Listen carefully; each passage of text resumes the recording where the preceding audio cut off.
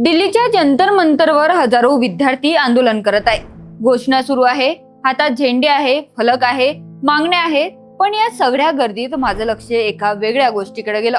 कोणाच्या हातात पोस्टर, कोणाच्या टी शर्टवर छापलेला चेहरा, कोणाच्या कॅपवर तर कोणाच्या बॅगवरही तो चेहरा होता चे ग्वेरा।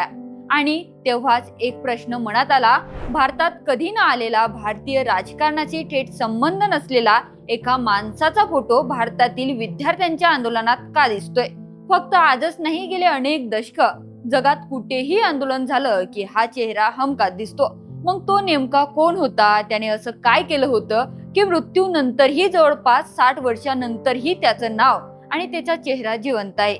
ही गोष्ट समजून घ्यायची असेल तर आपल्याला जवळपास काही वर्ष मागे जावे लागेल। 14 जून 1928 अर्जेंटिनातील रोझारिओ शहर, एका सुशिक्षित आणि सुव्यवस्थित कुटुंबात अर्नेटो ग्वेरा नावाचा मुलगा जन्माला आला। लहानपणापासून त्याला दम्याचा त्रास होता, पण त्या आजाराने त्याची स्वप्न थांबली नाही। तो अभ्यासात हुशार होता। पुढे त्याने वैद्यकीय शिक्षण पूर्ण केलं आणि डॉक्टर झाला। त्याला चांगली नोकरी, चांगलं भविष्य आणि आरामात आयुष्य त्याच्या समोर होतं। पण त्याला फक्त स्वतःसाठी जगायचं नव्हतं। 1951 मध्ये त्याने आपला मित्र अल्बर्टो ग्रानडो सोबत मोटरसायकलवर दक्षिण अमेरिकेचा प्रवास सुरू केला। हा प्रवास त्याच्या आयुष्यातला सर्वात मोठा टर्निंग पॉइंट ठरला।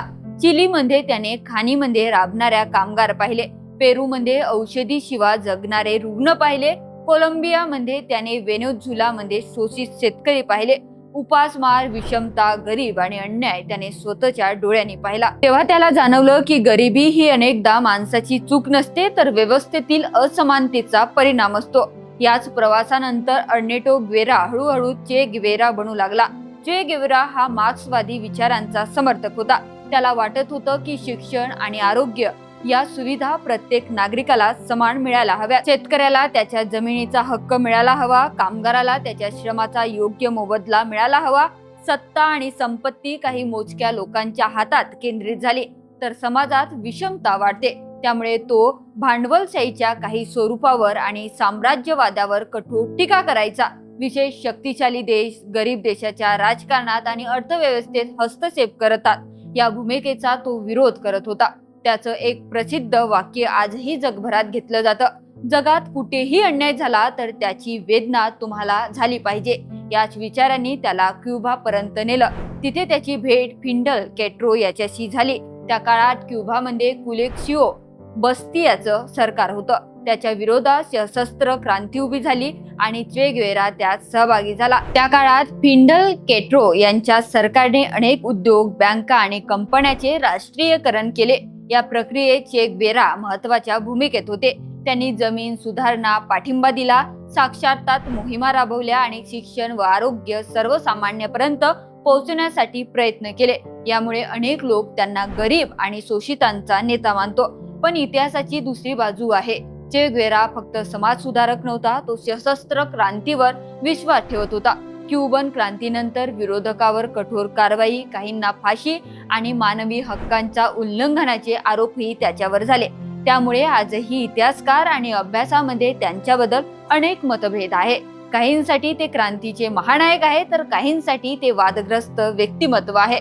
म्हणूनच चे ग्वेराला समजून घ्यायचं असेल तर त्याचा फोटो पाहून नाही तर त्याचा संपूर्ण इतिहास वाचावा लागेल। पुढे मंत्रिपद सोडून तो काँगोमध्ये गेला, तिथे क्रांतीचा प्रयत्न केला। त्यानंतर तो बोलिव्हियामध्ये गेला आणि तिथे गुरिल्ला लढ्याद्वारे बदल घडवण्याचा प्रयत्न केला। पण 1967 मध्ये बोलिव्हियन सैन्याने CIA च्या मदतीने त्याला पकडलं आणि गोळ्या घालून ठार केलं। त्याच्या संबंधित एक प्रसिद्ध वाक्य सांगितलं जातं, shoot coward, you are only going to kill a man. इतिहासकारांच्या मते या शब्दाच्या अचूकतेबाबत मतभेद असले तरी हे वाक्य चे ग्वेराशी जोडलेले सर्वात प्रसिद्ध उद्गार मानले जाते। आता पुन्हा आजच्या भारतात येऊया।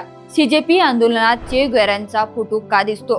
कारण अनेक आंदोलकांसाठी चे ग्वेरा हा एखादा देशाचा नेता म्हणून नाही तर अन्यायाविरोधात आवाज उठवण्याचे प्रतीक म्हणून पाहिले जाते। त्याचा फोटो म्हणजे प्रत्येक विचाराची सहमत असणं आवश्यक नाही, पण अनेकांसाठी तो प्रश्न विचारणं, भीतीविरुद्ध उभं राहण्याचं आणि शोषितांच्या बाजूने आवाज उठवण्याचे प्रतीक आहे।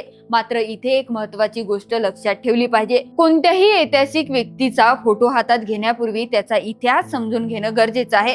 कारण इतिहास कधीच एका रंगात रंगलेला नसतो, त्यात प्रेरणाही असते आणि वादही असतो. आजच्या तरुणांनी चे गेवाराकडून जर काही घ्यायचं असेल तर ते बंदूक नव्हे तर समाजाकडे संवेदनशील नजरेने पाहण्याची सवय, अन्याय ओळखण्याची ताकद, प्रश्न विचारण्याची हिंमत आणि शिक्षण, आरोग्य, समानता आणि मानवी सन्मान यासाठी उभं राहण्याची जबाबदारी. कदाचित म्हणूनच जवळपास 6 दशकांनंतरही चे गेवारांचा चेहरा अजूनही आंदोलनामध्ये दिसतो. कारण काही व्यक्ती इतिहासात संपतात, पण त्यांचे विचार, त्यांच्या भोवतीचे प्रश्न आणि त्यांच्याबद्दलच्या चर्चा कधीच संपत नाही. तुमच्या मते आज आंदोलनामध्ये चे गेवारांचा फोटो घेऊन फिरणाऱ्या किती लोकांना त्यांचा खरा इतिहास माहिती आहे? आणि तुम्हाला वाटलं की कोणताही विचारवंताला समजून घेण्यासाठी त्यांच्या समर्थकासोबतच त्याच्या टीकाकारालाही ऐकायला हवं? तुमचं मत कमेंटमध्ये नक्कीच सांगा.